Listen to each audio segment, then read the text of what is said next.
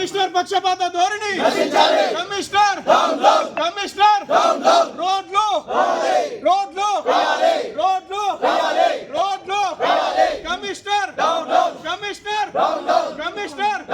Commissioner పక్షపాత ధోరణి AE గారి అబద్ధాలు news colony president news colony నుంచి వచ్చాము మేమందరము 14th వార్డు. మాకు రోడ్స్ కోసం అని చెప్పేసి మేము ఇక్కడ గత 8 నెలల నుంచి మేము సార్కి లెటర్లు ఇచ్చి ఫాలోఅప్ చేస్తూ ఉన్నాము.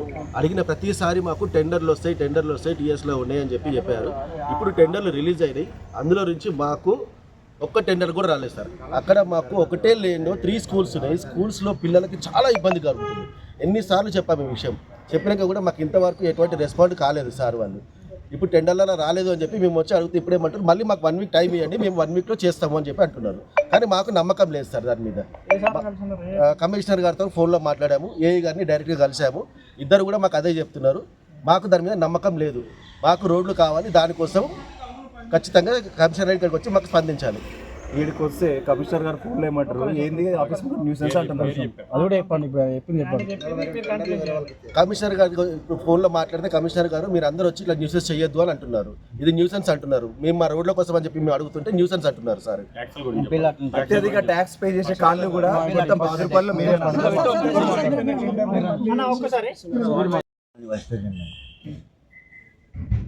9వ తారీఖు 6వ నెల 2025 రోజు ఈటల రాజేందర్ దగ్గరికి వెళ్ళినాము.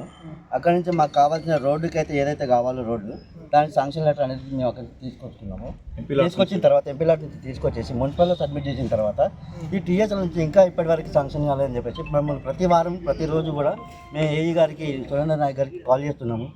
ఇవే మాటలు చెప్పేసి మభ్య పెడుతున్నారు.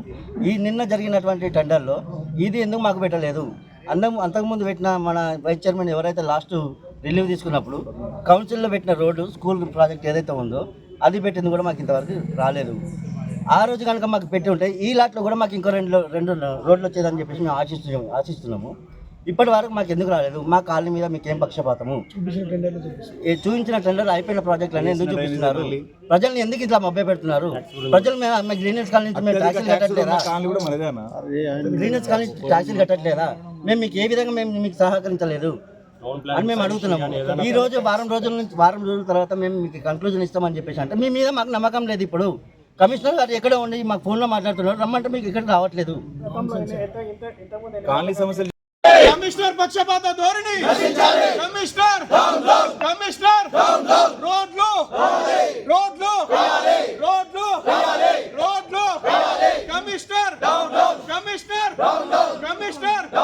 కమిషనర్ పక్షపాత ధోరణి ఏఈ గారి అబద్ధాలు